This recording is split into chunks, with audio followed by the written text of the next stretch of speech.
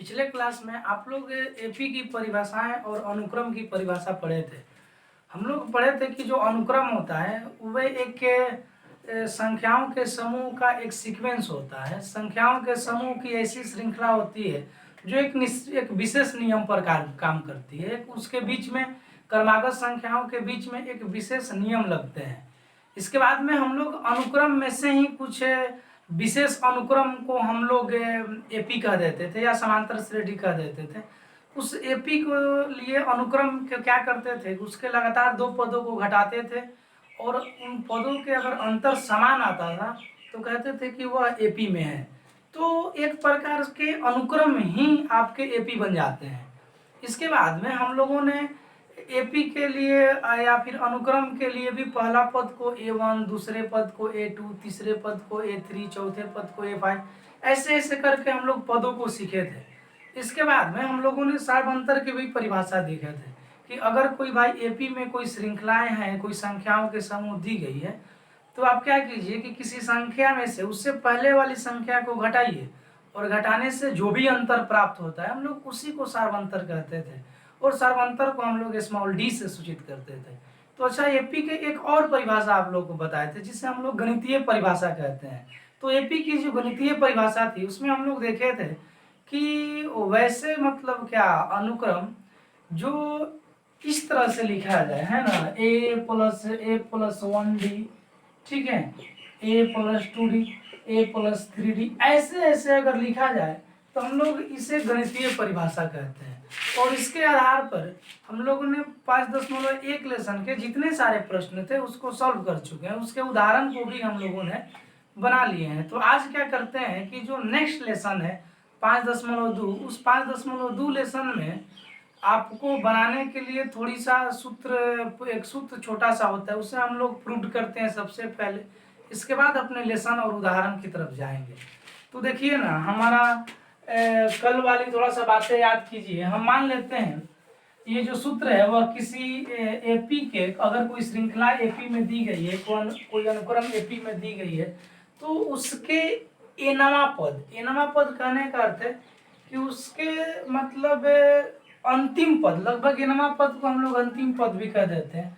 अंतिम पद ज्ञात करने के लिए एक सूत्र होते हैं, हम उस सूत्र को प्रूव करेंगे और वो सूत्र प्रूव करने के लिए आपका जो बेस होगी, जो आधार होगी, वह है कल की एपी की गणितीय परिभाषाएं होगी। तो हम मान लेते हैं कि मान लिया किसी एपी के प्रथम पद ए तथा सार्वंतर स्मॉल डी है। तो एपी की गणितीय परिभाषा से है, गणितीय परिभाषा से है। क्या आप एपी लिख सकते हैं गणितीय परिभाषा से? तो पहले हम लिखे थे कि पहला पद को ए लिखते थे, ए के बाद क्या a+1d लिखा करते थे, a+2d लिखते थे, a+3d लिखा जाता था। ऐसे ऐसे डॉट डॉट बहुत सारी चीजें लिखी जाती हैं। तो यहाँ पर देखिए, ये a1 का मान हो गया, ये a2 का मान हो गया, ये a3 का मान, ये a4 का मान, ऐसे ऐसे आगे भी बढ़ता जाएगा। तो यहाँ पर हम अच्छा इस परिभाषाओं के यूज करके लिखते हैं कि यदि हम मान लेते हैं ये पहला पद, दूसरा पद, तीसरा पद, चौथा पद, कुल n पद है ना। तो यदि एपी में कुल पदों की संख्या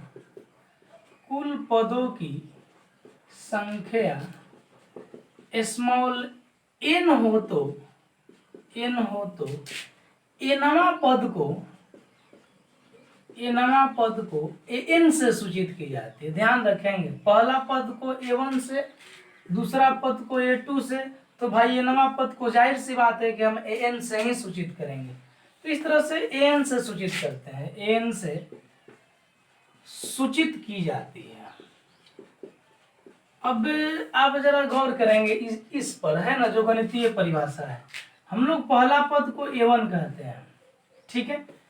तो आपको यहाँ लिख देते हैं, प्रथम पद जो होगी हम लोग उसे a1 कहते हैं और a1 बराबर होता है a+, केवल a होता है, ठीक है।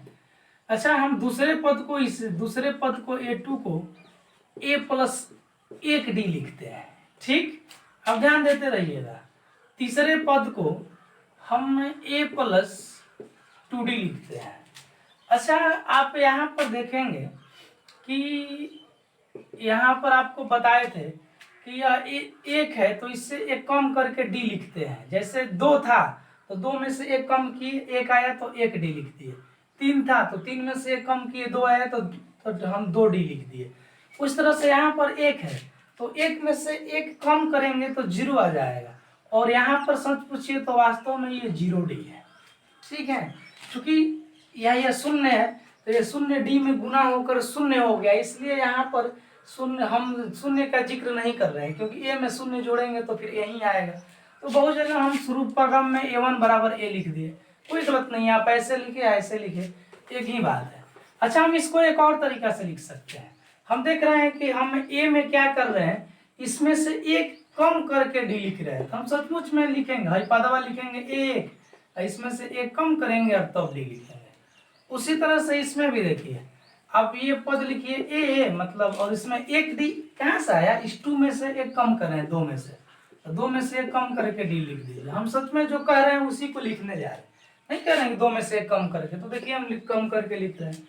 इस तरह से 3 है आपको, तो क्या लिखे हैं, 2d आया है ना, ये कम किया गया है, तो मतलब क्या, वास्तव में 3 में से एक घटा कर तब डी लिखा जाता है। उस तरह से ये 4 को हम लोग कल यहाँ पर क्या लिखे हैं, a प्लस 3d लिखे हैं। तो 3d का तात्पर्य है कि इस 4 में से एक घटा कर और तब लिखा जाता है। तो हम डॉट डॉट मान लेते हैं, ऐसे 5वां पद होगा, 6ठा पद होगी, 7वां पद होगा, मान लिया कि ये 9वां पद होगा, तो ये 9वां पद को क्या लिखेंगे, जिस तरह से अगर ये पहला पद था तो इस एक में से घटाया गया। हाँ, एक बात ध्यान रखेंगे, इसमें से ए 9वां पद के लिए हम कैसे लिखेंगे, तो देखिए सब में देख रहे हैं कि ए सब में आ रहा है, तो ए 9वां पद में भी ए आएगा और वो भी प्लस में।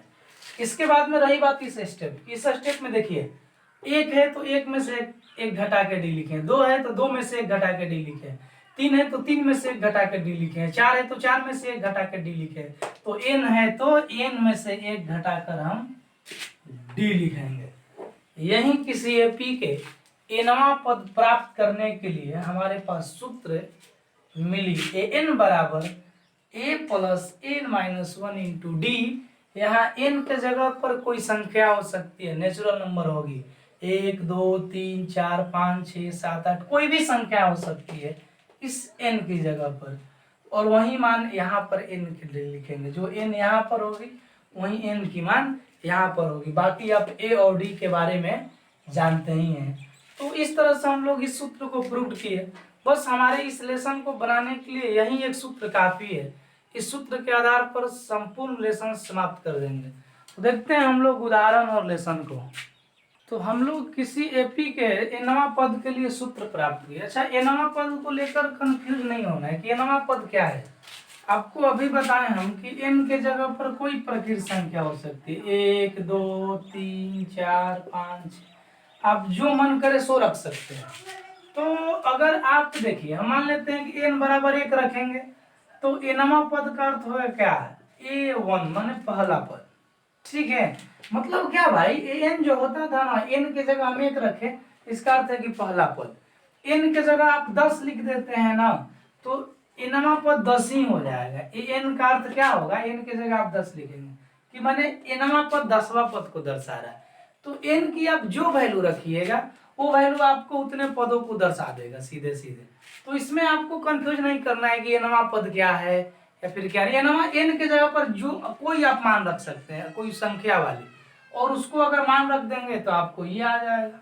एक और बात है, आप जरा इस पर थोड़ा सा एक दो बातों पर गौर करेंगे हम लोग कि आपके जो ये एपी है, वह एपी में जो n की वैल्यू है, n का मान, वे कभी भी माइनस में नहीं हो सकता है। हो सकता है क्या, आप अगर खुद से सोचिए, पहला पद, दूसरा पद, तीसरा पद, चौथा पद, ऐसा तो नहीं होगा कि -1वां पद, -2वां पद। माइनस में तो पदों की संख्या जाती नहीं है। बहुत सारी ऐसी चीजें जो माइनस में नहीं जाती है। नहीं, अब जैसे इसमें पदों की संख्या भी कभी माइनस में नहीं हो सकती है। अच्छा सोचिए, किसी व्यक्ति की उम्र भी कभी माइनस में नहीं हो सकती है। भी हो सकता है क्या, कोई बच्चा -2 वर्ष का हो, तो पता नहीं है, तो हो भी नहीं, ये कभी नहीं हो सकते। बहुत सारी ऐसी चीजें जो माइनस में नहीं जा सकती, जैसे किसी कपड़े की लंबाई है। अब किसी कपड़े के दुकान पर आप जाते हैं और बोलते हैं कि -2 मीटर कपड़े चाहिए, तो माइनस में थोड़े वो देगा, वो आप ही के कपड़ा फाड़ देगा। तो इस तरह से बहुत सारी ऐसी चीजें जो माइनस में नहीं हुआ करती, तो इस तरह से ये भी माइनस में कभी नहीं आएगी, इस बात को ध्यान रखेंगे। दूसरी बात है कि जो n की वैल्यू है, वह n की वैल्यू कभी भी बाटा में नहीं आएगी। माने क्या, पूर्णांक संख्या ही हमेशा रहेगा, पूर्णांक संख्या को छोड़ दे। जैसे अब 1/2 माने, या फिर 1.1/2 मतलब का 1.5वां पद, ऐसा तो कभी होगा नहीं कि जब भी होगा तो पहला पद, दूसरा पद, तीसरा पद। ये पूर्णांक में जब भी आएगा n की वैल्यू, n का मान कभी भी ऐसा नहीं हो सकता है कि 2.5 पद, 1.5 पद, 3.5वां पद, ऐसा नहीं हो सकता है, या 3.2वां पद, ऐसा कभी नहीं हो सकता है n की वैल्यू। हाँ, बहुत सारी ऐसी चीजें जो पूर्णांक, जैसे मान लेते हैं हम लोग क्लासरूम में बैठते हैं, तो अगर बच्चे की संख्या गिनी जाए तो वो भी पूर्णांक में गिनी जाती है, 1 2 3 4 5, ऐसा नहीं कि 1 2 3 4 5 5.5, ऐसा तो बच्चे की संख्या हो नहीं सकती है। तो इसी तरह, उसी तरह से आपका n की भी वैल्यू कभी भी ये न तो निगेटिव हो सकती है, नहीं कभी पूर्णांक में हो सकती है, नहीं कभी दशमलव में हो सकती है। मैंने जब भी होगी, मतलब इस तरह से मिश्रित भिन्न के रूप में नहीं होगी, मैंने भिन्न के रूप में नहीं आएगा, जब भी होगी तो इस तरह से होगी, पूर्णांक संख्याओं के रूप में। तो इस बात पर ध्यान देंगे हम लोग, बार बार उस तरह से मिलेगा क्वेश्चन बनाने के लिए, तो उसमें ध्यान दी जाएगी। तो एनवा एपी के जो एनवा पद है, उसके लिए हम सूत्र प्राप्त कर चुके हैं, एन बराबर a plus n minus 1 into d. बढ़िया बात है। अब हमारा पहला क्वेश्चन कहता है कि अगर कोई एपी है, उस एपी के प्रथम पद ए हो, सार्वंतर डी हो और एनवा पद एन हो, तो आप क्या कीजिए ना कि इसमें से जो खाली स्थान जो छोड़े गए हैं उसको भरिए। इसमें कुल मिलाकर 5 क्वेश्चन दे दिया गया है, तो इसको आप अलग से देखेंगे, इस वाले पूरे भाग को, ये वाले, ठीक है। पहले इस भाग को हम लोग देखते हैं, पहला क्वेश्चन हल करते हैं, देखिए क्या होगा। आप जैसे जैसे दिया है वैसे वैसे पहले लिखिए। देखिए ए की वैल्यू 7 है, 7 लिख दिए। डी की मान कितना है, 3, ये नीचे आने पर मिलता है तो 3 लिख दीजिए। एन का मान कितना है, 8, तो 8 लिख दीजिए। और एन के जगह पर खाली स्थान दी गई है, माने एन की वैल्यू निकालनी है, 8 लिख दीजिए। अब इसमें से इसको बनाने के लिए बस एक ही सूत्र लगेगा, इस सब में पूरा इलेशन में ही ये सूत्र बस एक ही लगने वाला है।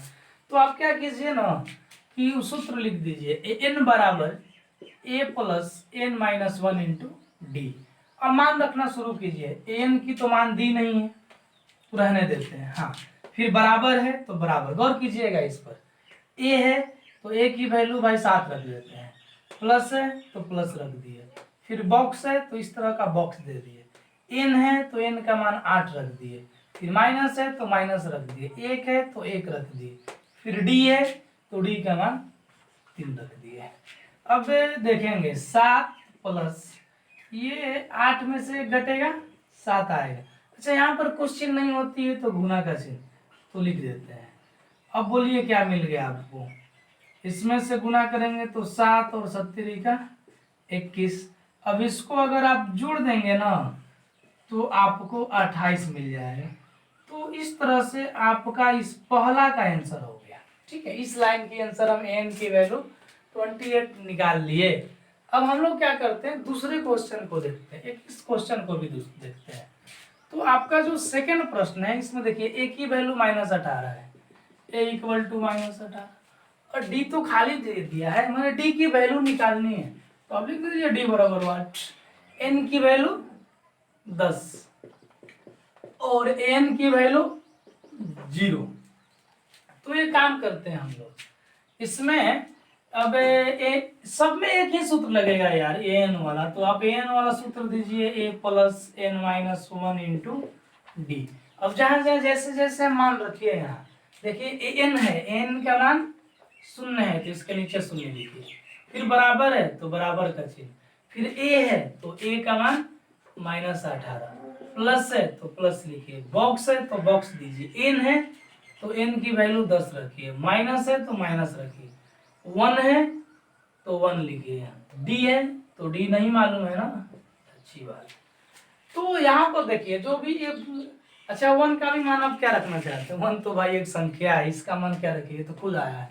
अब इसमें जो मान रखे जाते हैं सो इसके जो चर रूप के रूप में दिख रहे हैं इसी के मान। तो जो जो मान है उस मान को रख दिए, जो नहीं दिया था डी, तो हम डी की जगह डी रख देंगे। हाँ, जैसे इस प्रश्न में एन नहीं दिया था तो एन की जगह पर एन छोड़ दिया गया स्वतंत्र रूप से, उसी तरह से डी को भी आप छोड़ दीजिए। अब ये समीकरण जैसा बनेगा आपको, देखिए ना हम बनाते हैं 0 माइनस 18 ही घटेगा तो 9d। अब आपको d की वैल्यू निकालनी है, तो ये बेचारे प्लस माइनस में है तो इस ओर आएंगे तो प्लस में ही जाएंगे। तो कीजिए ना इसको, 0 प्लस 18 बराबर 9d। और क्या होगा, 18 ये गुना में है तो भागा में ले दीजिए, 9 दूनी 18, डी का मान 2। तो यही आपका आंसर रहा। अब बोलिए ना इसमें से तीसरा, चौथा, पांचवा बिल्कुल इसी तरह से बनेगा। आप पहले सूत्र पहले आप इस तरह से लिख देंगे जो जो दिया है, इसके बाद ये वाला सूत्र लिखेंगे, और सूत्र लिखने के बाद में जिस सूत्र पर आप बैठाते चले जाएंगे आपसे क्वेश्चन होते चला जाएगा। अच्छा, तो प्रश्न नंबर जो 2 है हम लोग उसको देखेंगे। इसमें ऑप्शन वाले प्रश्न दिए हैं। अच्छा, एक बात है कि आप वहाँ जो उदाहरण और इसका एक्सरसाइज ये दोनों एक जैसे मैच करते हैं।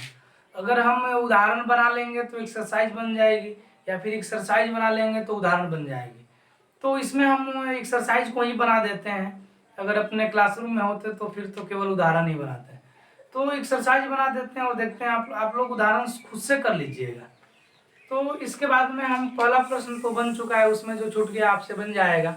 जो दूसरे प्रश्न है, जो नेक्स्ट प्रश्न है, उसमें आपके ऑप्शन वाले प्रश्न दिए गए। इसमें सबसे पहले ये सीरीज दी गई है, श्रृंखला दी गई है, कह रहा है इसका तीसरा पद ज्ञात कीजिए। अच्छा, तो आप इसमें पूछेंगे क्या कि सर इसमें आप जांच नहीं करेंगे कि एपी में है कि नहीं है, ये घटाकर ऐसे ही डायरेक्ट एपी वाला सूत्र लगा देंगे।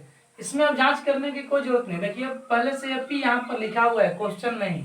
अब इसको जांच नहीं कीजिए, ऑलरेडी एपी में होगा, तभी आपका प्रश्न यहाँ एपी लिख रहा है। ठीक है, अभी नहीं, कल जैसा a2 minus a1 a3 minus a2 करके घटा के चेक करने चलेंगे।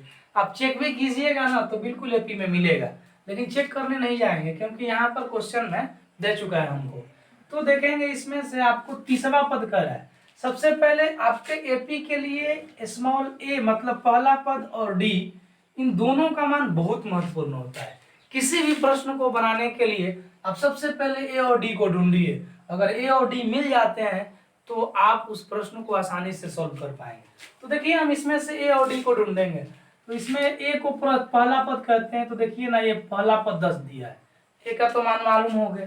हाँ, डी की वैल्यू क्या होती है, a2 माइनस a1, यही ना सूत्र होता है। तो भाई ये a1 हो गया, ये a2 हो गया, a3 हो गया, इस तरह से AP है। तो यहाँ पर जो a2 है वह 7 है और a1 है 10 है, घटेगा तो -3 आएगा। और कह रहे हैं कि तीसरा पद निकालिए। हो यहाँ पर पदों की संख्या दिया है, जो n है आपको बता रहे हैं यह पदों की संख्या है, ठीक है ना। और जितना पद होगा उतना हम उतनावा पद कहेंगे। तो तीसरा पद क्या है, माने n की वैल्यू। तीसरा पद कहने का अर्थ है कि ये 30 ढूंढ रहा है, नहीं क्या, ये 30 बताने के लिए बोल रहा है। तो जो हम nवा पद में n लिखते थे, n की जगह 30 है, ठीक है। तो इसका अर्थ है कि n का मान, जहाँ पर हम nवा पद लिखते थे यहाँ पर तीसरा पद पूछ रहा है, इसका अर्थ है कि n का मान 30 है। तो आप आराम से n बराबर क्या लिखेंगे, 30 लिख दिए। अब हमको nवा पद तीसरा पद चाहिए, तो सिंपल सी बात है, सबसे पहले आप n बराबर सूत्र लगा देंगे, n बराबर a plus n minus 1 into d. अब जो जो मान चाहिए देखिए, a n के जगह पर आप 30 लिखिए तब तो तीसरा पद मिलेगा। a की वैल्यू रख दीजिए 10, n की जगह क्या लिख दें 30 और -1, डी की जगह क्या लिखे -3। दिक्कत तो नहीं होगी इसमें आपको। अच्छा जी, देखते हैं आगे। इसमें से घटेगा तो 29 गुना -3 10, और इसमें गुना होगा तो प्लस माइनस, और 29 कितना होगा 87, और आपको घटेगा इस तरह से तो -77। तो ये आपका रहा तीसरा पद, यही आंसर होगा। आपके ऑप्शन में सी दे रहा होगा, चेक कीजिए। अच्छा, आप इसे एक और तरह से बना सकते हैं, देखिए ना, कल वाली अपनी जो गणितीय परिभाषा है उस रूल पर बना सकते हैं। हमें चाहिए, हम जानते हैं कि हमें 30वां पद चाहिए, तो लिख देंगे ये 30 अगर है तो कल हम लोग लिखते थे कि अगर 30 होता है तो एक कम करके लिखते हैं, 29D लिखते हैं, नहीं लिखते हैं क्या? बिल्कुल। तो बस ए 30 बराबर ए प्लस 29D, और ए की वैल्यू रख दीजिए 10 और डी की वैल्यू कितनी आई है -3, तो फिर कितना हो जाएगा 10 - 87, और इस तरह से आपको A30 का मान मिल गया -27। तो ये आपका इस तरह से दूसरी विधि से आप बना सकते हैं इसको, ठीक है। तो आप इस तरह से बनाए या इस तरह से बनाए। उसी तरह से ये भी दिया है दूसरा क्वेश्चन, आप AP दे दिया है, तो चलिए रखते हैं A और D का मान सबसे पहले ढूंढते हैं, A2 - A1। तो भाई A2 का मान कितना है -1/2, और माइनस ये वाला माइनस A1 में ऑलरेडी एक माइनस है, तो -1/2 माइनस माइनस +3, कुछ नहीं तो एक है, लघुत्तम 2 निकलेगा, कितना हो जाएगा भाई, एक बार में तो -1, 2 बार में तो 3 दूनी 6, आपको मिल गया D की वैल्यू 5/2, और इस प्रकार से इसमें n का मान 11 दिया है, 11वां पद चाहिए, तो आप सीधे सीधे डायरेक्ट लगाइए ना ये वाला सूत्र, A11 बराबर A प्लस से कम करके लिखते हैं ना 10D लिखते हैं, तो A की वैल्यू -3, 10 गुना D की मान 5/2, तो 2 5 ये आपका कितना हो जाएगा -3 × 5 = 25, और इस तरह से आपको जब ये घटेगा तो 22 आंसर आएगी, 22 जी, इसमें से आपका आंसर 22 दे दिया। देखिए ऑप्शन मिलाइए। क्वेश्चन नंबर 3 में आपको कुछ प्रश्न दिए गए, उसमें कुछ बॉक्स दिया गया और आपसे बोला जा रहा है कि आप बॉक्स को भरिए। तो देखिए हम कैसे भरेंगे। देखिए यहाँ पर पहला क्वेश्चन देखिए 2 दे दिया है, एक बॉक्स दे दिया है, फिर 26 दे दिया है। ये क्या है? ये वास्तव में एपी का सीरीज दे दिया है, श्रृंखला दे दी गई है। देखिए ये A1 हो गया पहला पद, या ये कहिए इसको, ये दूसरा पद हो गया A2, और ये तीसरा पद A3। अब आपसे कह रहा है कि ये A2 का मान बताइए, तो कैसे पता चलेगा? देखिए ये जो आपको इसमें दिया गया है, जो अवेलेबल है, जो उपलब्ध है, वही आपको इसमें का मान देगा। तो सबसे पहले आप सोचिए, आपको बताए हैं कि एपी में स्मॉल a माने पहला पद और सार्वंतर D, ये दोनों बहुत आवश्यक है। अब किसी तरह से आप ढूंढना सीखिए सबसे पहले क्वेश्चन से कि A और D है कहाँ। तो देखिए यहाँ पर आपका पहला पद A का मान दे दिया है 2, और जो मान दिया है पहले उससे बात करते हैं। तीसरा पद क्या दिया है? तीसरा पद 26। तो भाई हम तीसरे पद के जगह पर A + 2D लिख सकते हैं क्या? जी हाँ, जो दिया है वही हमको D का मान निकाल कर देगा, क्योंकि A का मान तो मालूम चल गया, अब D का मान मालूम होगा तब तो ये क्वेश्चन बनेगी, A2 का मान निकलेगा। क्योंकि भाई A2 बराबर हम लोग जानते हैं A + 1D होती है, ये कम करके 2 है तो ये कम करके 1D लिखते हैं। तो A का तो मान मालूम है, तो D मालूम चलेगा तो ना बनेगा, तो D कहाँ से मिलेगा? वो ये दोनों मिल कर देगा हमें D। तो A3 के बराबर 26 होता है, और A3 के जगह पर हम लोग गणितीय परिभाषा में लिखे थे A और A कम करके 3 है तो 2D लिखे थे। अब एक काम कीजिए, आप मान रखना शुरू कीजिए। A की वैल्यू 2, इसके नीचे 2 लिखिए, प्लस है तो प्लस, D अब ऐसे निकल जाएगा। अब 2 प्लस में तो उधर ले जाइए माइनस में, तो इधर 2D बच जाएगा, और 26 - 2 ये घटेगा तो भाई 24 आएगा ना, और 2 गुना में है तो भागा मिला दी, इधर D केवल बचेगा। इस तरह से आपको D की वैल्यू 12 मिल गई। तो जैसे D की वैल्यू 12 मिली, अब इसमें रखकर हम A2 का मान निकाल लेंगे। तो देखिए A का मान 2, प्लस है तो प्लस, 1 गुना D की वैल्यू 12, तो 12 1 में गुना होगा 12, और 2 जोड़ देंगे 24, यही आपका आंसर। तो इस तरह से आप इसको बना पाएंगे। नेक्स्ट देखते हैं क्वेश्चन नंबर इसको। इसमें A1 का मान नहीं दिया है, A का मान, हाँ A2 दे दिया है, A3 दे दिए, A3 भी नहीं दिया है, A4 दे दिया है। लो, इसमें ना तो A का मान दिया है, नहीं तो D का मान दिया है। अच्छा घबराने की कोई जरूरत नहीं, देख रहे हैं हम इसमें क्या होगा। ये जो है ना, इसमें जो दिया है आपको बताए वही क्या करेगा, A और D का मान देगा हमें। तो सबसे पहले A2 बराबर हम क्या लिखते हैं, A + 1D, और इसका मान क्या दिया है 13। इसी प्रकार से आप A4 का मान क्या दिया देख लीजिए। A4 है तो घटा कर एक कम करके लिखते हैं, 3D लिखते हैं, और इसका मान दे दिया है 3। तो इसको समीकरण फर्स्ट और इसको समीकरण सेकंड, हम इसको ढकते हैं ना। अब आपको साफ साफ दिख रहा होगा कि ये तो जो हम लोग 3 पार्ट में 2 चर वाले रैखिक समीकरण पढ़ते हैं, ऐसे x+1y बराबर 13 और x+3y बराबर 3। चेक कीजिए ना, चेक कीजिए तो एक की जगह केवल x लिख दिए और d की जगह y। तो अब क्या करते थे, इसको विलोपन विधि से बनाते थे, घटा घटा कर, इस जैसे मतलब इसको कटा देते थे x को, और ये घटकर -2y बराबर ये घट के 10 होता, ऐसा करते थे ना। तो जहां पर इसमें x y होता था उसमें इसमें a और d दिया है, तो बस यहाँ से वही रूल चलेगा और उसी रूल पर हम लोग बना पाएंगे। तो यहाँ हम धीरे से लिख देते हैं घटाने पर। बढ़िया। अब देखिए घटाव में तो चिन्ह बदलता है, ये माइनस ये प्लस है तो माइनस, ये भी माइनस प्लस है तो देखिए ए में से घट के 0 आ जाएगा तो काट देते हैं।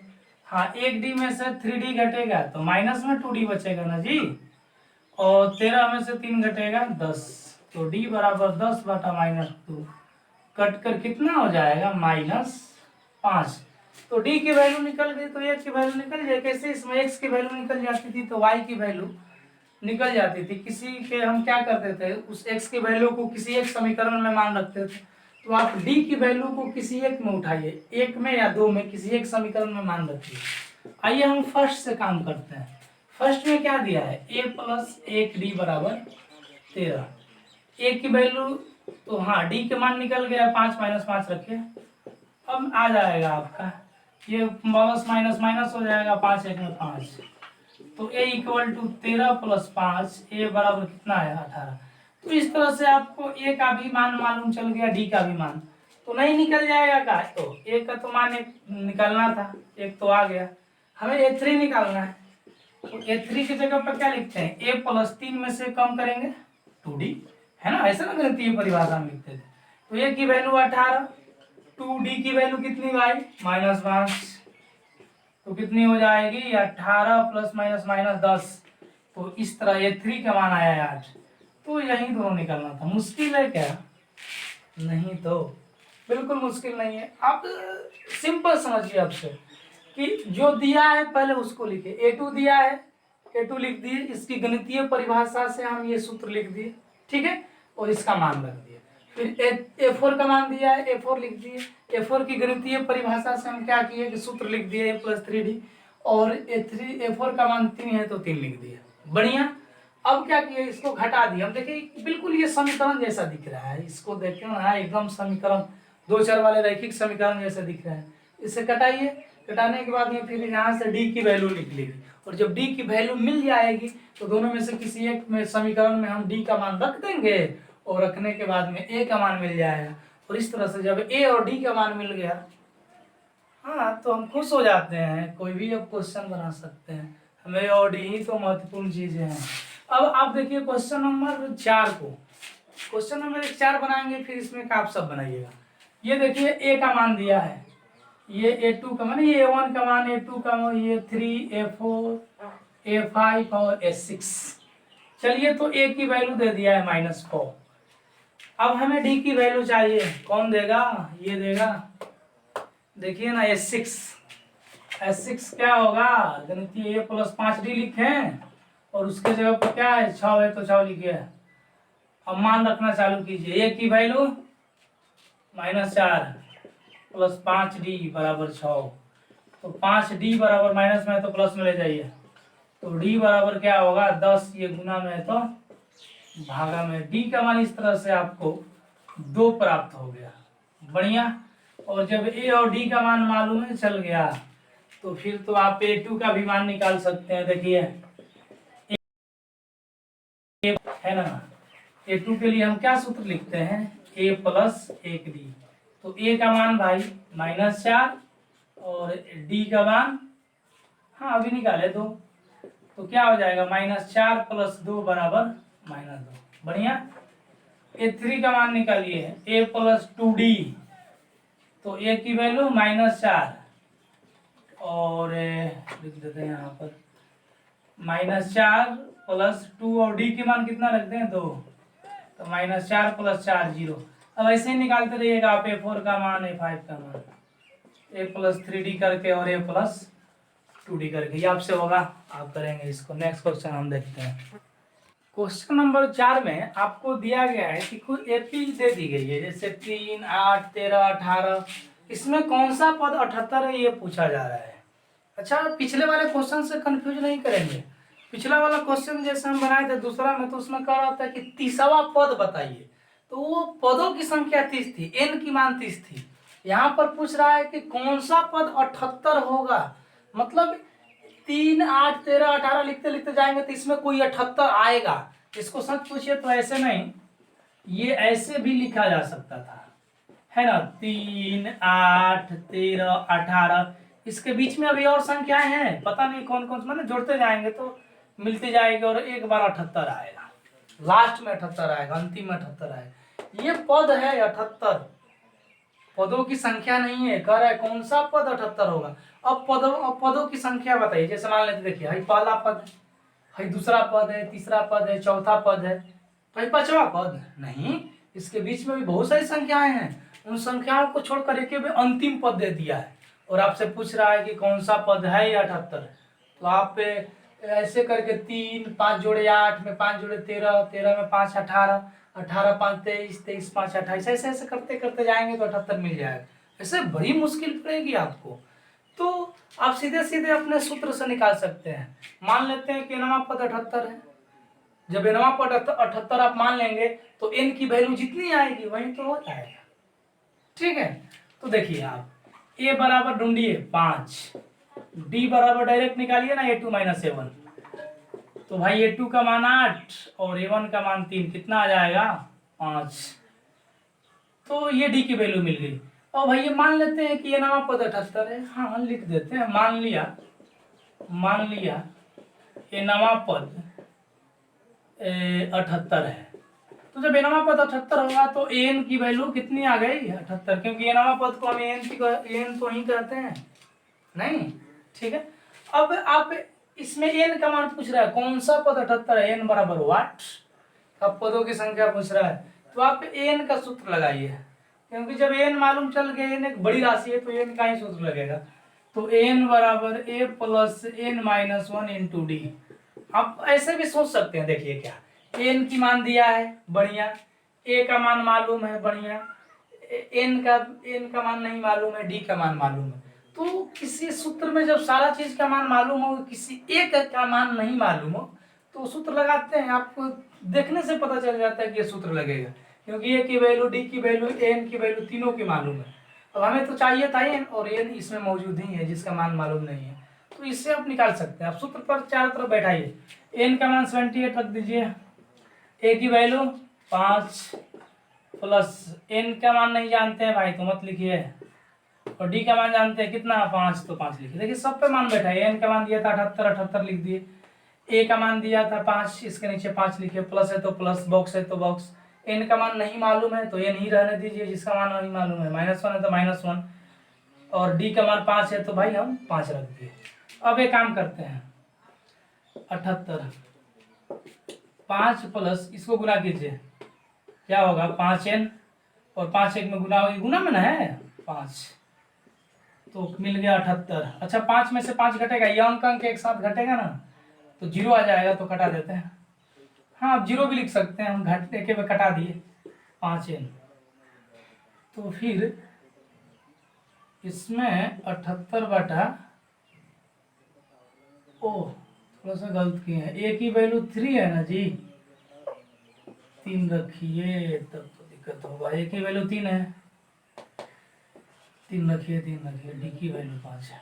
अब ठीक है, अब ये नहीं कटेगा, ये कटेगा नहीं, देखिए तो 78 5n, हाँ भले इस 3 में से 5 घटेगा तो -2, अब इसको इधर लाइए प्लस में, तो 78 + 2 बराबर 5n, तो 80 हो जाएगा ना, और ये लाइए बटा में, तो इस तरह से n की वैल्यू 16 निकली, n बराबर 16, तो लिख दीजिए अतः 16वां पद, अतः करे कौन सा पद 78 होगा, अतः एपी के 16वां पद 78 होगा।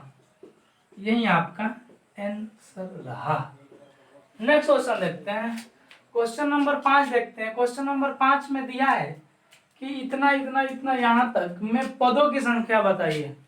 अब आप बोलिए ना, इस क्वेश्चन और इस क्वेश्चन में कोई फर्क दिख रहा है?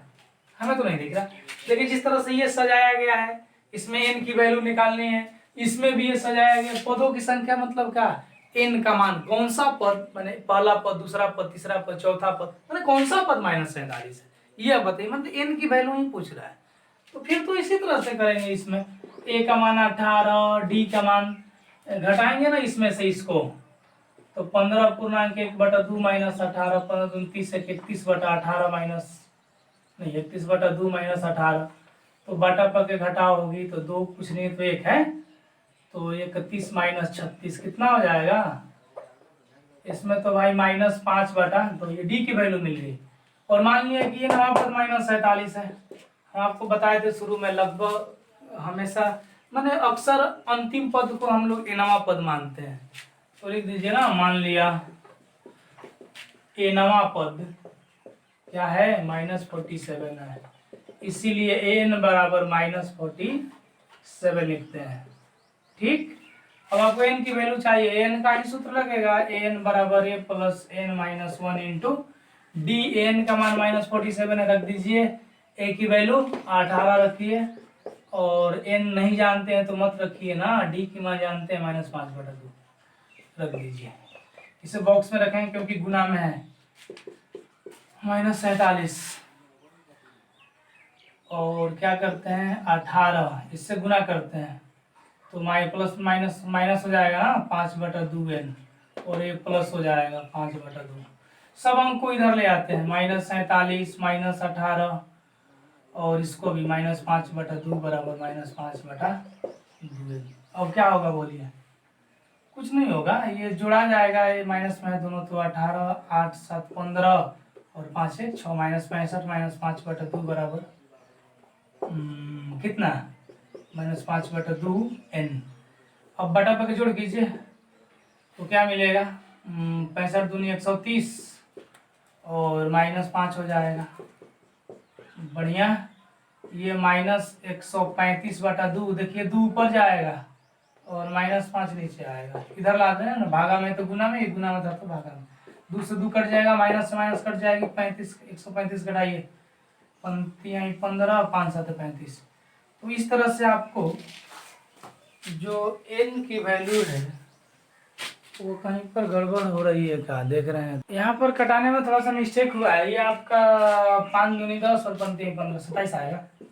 तो इस तरह से n की वैल्यू आप देख लीजिए, 27 आ गया। तो लिख दीजिए अतः पदों की संख्या 27 है, अतः पदों की संख्या 27। चलिए देखिए ये आंसर आया आपको। हम नेक्स्ट क्वेश्चन देखते हैं, इसे आप नोट करेंगे।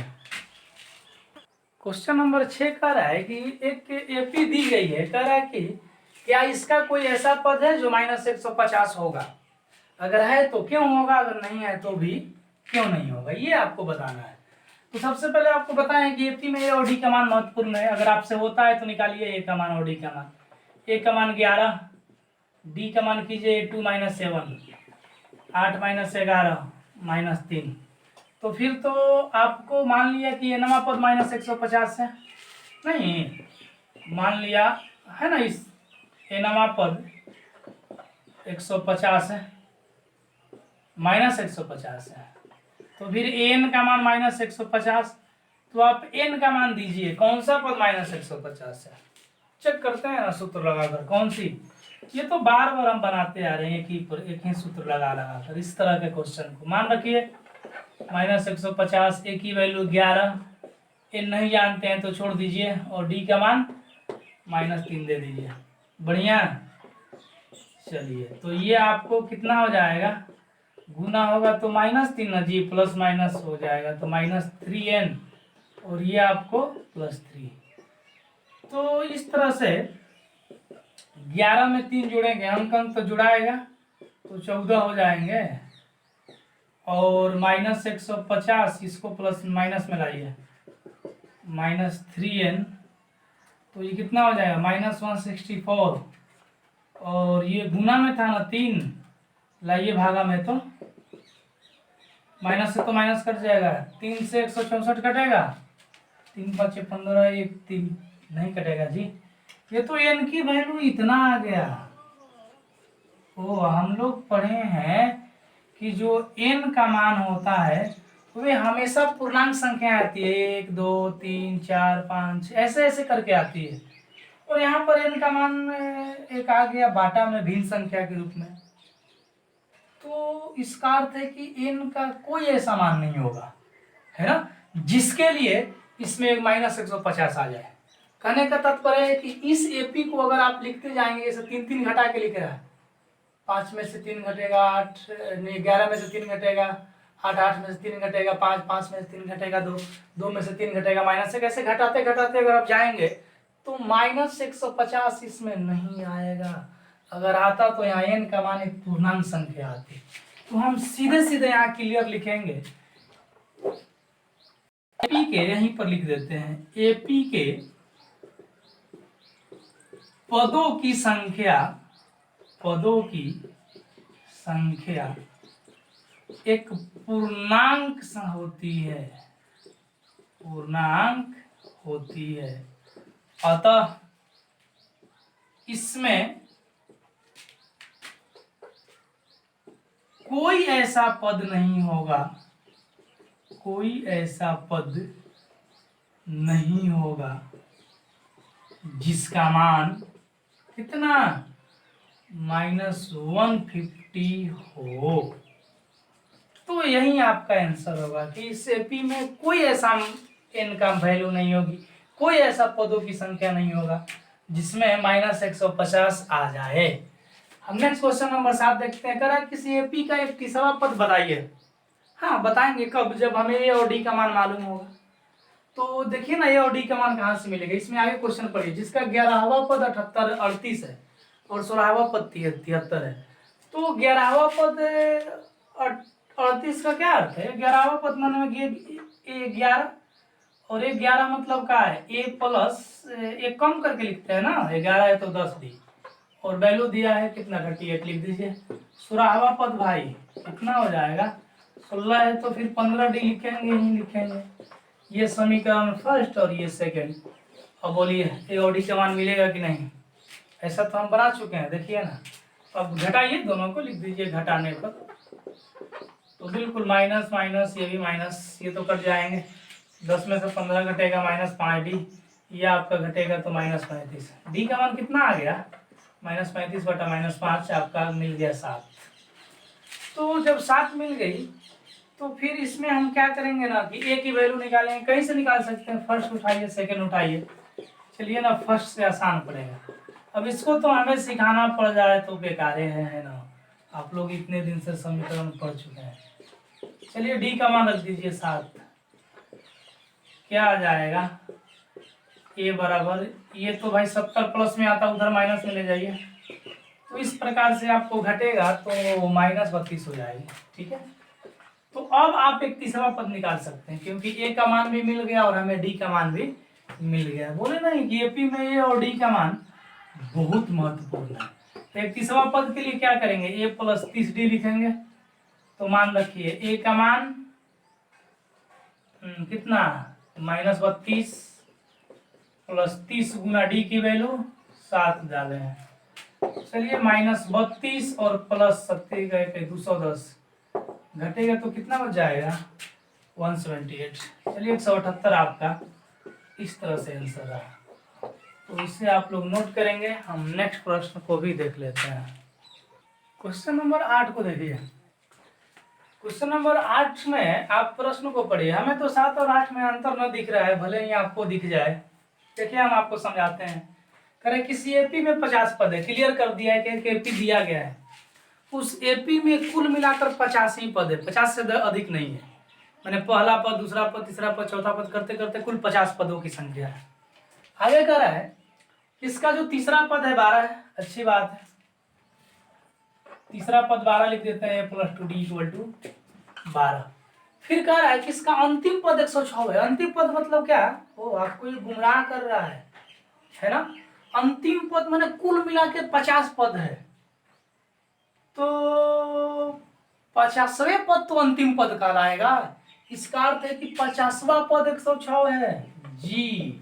तो हम क्या लिख सकते हैं यहाँ पर, एक कम करके ना, 49d = 106। अब आप देखिए ना, इसमें से आप घटाएंगे क्या? नहीं, घटाने पर ये तो कट जाएंगे, ये घटेगा तो -47d, और ये आप घटाते रहिए। क्या होगा, 6 में से 2 जाएगा 4, और फिर 10 में से 1 गया 9, कितना आ गया? तो d बराबर कितना हो जाएगा? अब इसे क्यों हमसे आप बनवा रहे हैं, ये आप बनाइएगा। अब इसमें जब निकल जाएगा क्या d का मान, तो अब फर्स्ट से a का मान निकालिएगा ना। a+2d = 12 नहीं निकलेगा क्या? 2, तो a बराबर क्या हो जाएगा? 12 - 4 = 8। अब 29वां पद निकालिए, a+28d क्या होगी a की वैल्यू? अभी निकाले 8, और 28 गुना d का मान, भाई d का मान आया है 2, तो आप 8 में जोड़ेंगे 56, तो कितना हो जाएगा? 56 8 62। अच्छी बात है, तो लिख दीजिए कि अतः एपी का 29वां पद, एपी का 29वां पद कितना हो जाएगा? 62 होगा। बस कीजिए, यही आंसर हो जाए। तो इस तरह से ये तो काफी इजी था, आप बना सकते थे। देखते हैं क्वेश्चन नंबर 9 के। कह रहा है इसी तरह से अगर कोई एपी इसका 3वां पद 9वें पद, 3वां पद और 9वां पद क्रमशः 4 और -8 है, मतलब तीसरा पद 4 और 9वां पद -8, तो लिखते हैं ना a3 = a+2d, नहीं 4, और 9वां पद a+8d है ना, कितना? -8। तो घटाइए ना आप इसे फर्स्ट सेकंड मानकर। ए और डी का मान सब में एक ही काम कर रहे हैं, हम सब में एक ही काम कर रहे हैं। ये तो प्लस हो जाएगा ना, माइनस पहले से है तो इसका वैल्यू नहीं है, 8 4 12, तो डी बराबर 12 - 6 आपका -2 आ जाएगा। तो फर्स्ट से ए की वैल्यू निकाल दीजिए, a+2d = 4, तो ए के मान नहीं जानते हैं, 2d का मान -2 निकाल दिए, 4, तो ए बराबर -4 आता, उधर जाकर जुड़ा जाएगा, ए का मान 8 निकल गया। कह रहा है कि अब कौन सा पद शून्य होगा।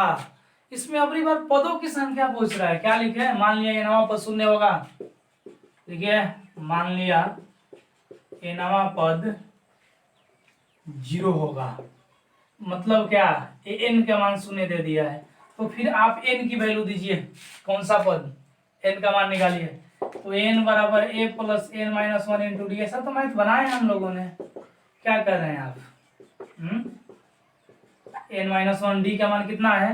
-2 है, -2 कर दीजिए। अब बोलिए 8, ये -2n, और ये -+2, तो 0 बराबर 10 - 2n। अब 2n को इधर ले दीजिए, तो 2n बराबर 10, तो 2 से कटा दीजिए 5, n बराबर क्या निकला? 5। तो लिख दीजिए ना कि अतः 5वां पद 0 होगा, आंसर। तो यही आपका क्वेश्चन थे, इस तरह से आप इसको बना लीजिए। हम एक और प्रश्न देखेंगे। अच्छा, क्वेश्चन नंबर 8 जो है, इसमें 28 दूनी 56, 8 62 नहीं 64 होगा, 64 होगा, तो फिर 64 आंसर होगा, है ना। थोड़ा सा उसको जोड़ने में थोड़ा गलती हो गई। 10 नंबर एक क्वेश्चन आपको दिखाते हैं। इसमें कह रहा है कोई एपी है, इसका 17वां पद 10वें पद से 7 अधिक है। लो भाई, इसका जो 17वां पद दिया है ना, वो 10वां पद से 7 को ज्यादा है, ये ज्यादा है। तो जरा आप सोचिए ना, अगर हम दोनों को बराबर करेंगे तो ये कम है 7, ये 7 अधिक है, तो इसमें अगर हम 7 जोड़ दें तो ये बराबर नहीं हो जाएगा क्या? हो जाएगा ना। और मान लेते हैं कि ये 2 है, ये 9 है, और ये 2 है, तबे तो इससे ये 7 अधिक हुआ। अगर कोई कहे कि आप दोनों को बराबर कीजिए, तो आप क्या करेंगे बराबर करने के लिए? जिसमें कम है उसमें 7 जोड़ देंगे, 7 कम है तो 7 जोड़ दिए, तो देखिए ना 7 दोनों, ये भी और ये भी। उसी तरह से इसको भी बराबर कीजिए, इसमें 7 जोड़ देते हैं और बीच में बराबर का चिन्ह देते हैं, कोई दिक्कत नहीं है। अब मान रख दीजिए ना, 17 को क्या लिखते हैं? a प्लस, एक कम करके ना 17 है तो 16d, और इसको लिख दीजिए a + 9d। ये काम करते हैं, सबको इधर लाते हैं, इन दोनों को इधर लाते हैं तो क्या मिलेगा, a + 16d माइनस ए और माइनस 9d बराबर 7 बच गया। ए में से घट के 0 आ जाएगा, हटाइए इसे, 16d में से 9d घटेगा तो 7d बचेगा 7, तो d = 7/7। एक तो आया, बहुत सिंपल क्वेश्चन था, है ना।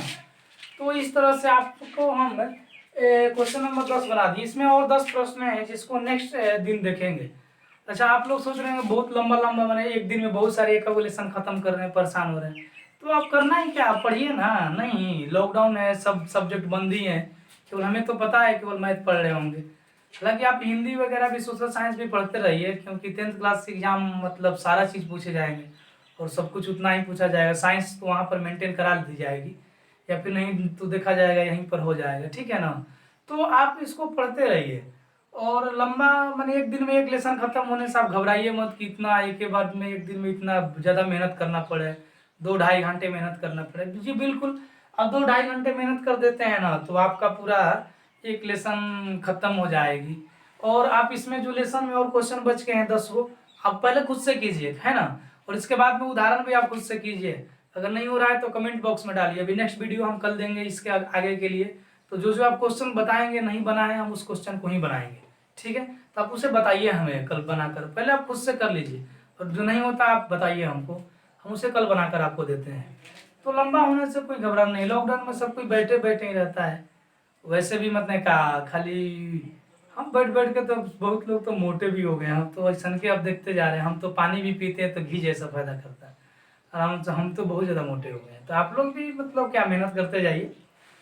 और हाँ, एक और बात है कि जो प्रश्नावली 4.4 उसमें से किसी स्टूडेंट ने कमेंट दिया है कि 4.4 प्रश्नावली के जो पहला के क्वेश्चन नंबर 2 है, हमारा आंसर 2√3/3 आ रही है, और किताब का जो आंसर है ना वह 2/√3 आ रही है। कोई दिक्कत नहीं है भाई, दोनों एक ही बात है। 2√3, अगर हम 3 को क्या 2 बार √3 गुना √3 नहीं तोड़ सकते हैं क्या, क्योंकि 3 का 9, 9 के वर्गमूल फिर 3 आता है। तो ये कटा तो दिया है, बस केवल सरलीकरण किया है, यही आंसर आप मैच करा लीजिए किताब से बजाय। तो घबराइए मत, एक बार अपने से भी सोचिए, हम तो बार बार किताब देखकर थोड़े आंसर मिलाते हैं, वो तो बना देते हैं। और शायद कहीं भी अगर आपको कहीं देखिए तरीका सब ठीक होता है, कहीं ऐड करने में या फिर सरलीकरण करने में कौन जानता है कि ऐसा आंसर दे रहा है कि ऐसा आंसर दे रहा है। तो आप वहाँ पर जाएंगे तो इतना भी बना देंगे तो काफ़ी है आपके लिए। हालांकि बना इतना आपको अभ्यास होना चाहिए कि आपको आंसर याद हो जाए पूरी पूरी। चलिए ठीक है, नेक्स्ट दिन देखते हैं।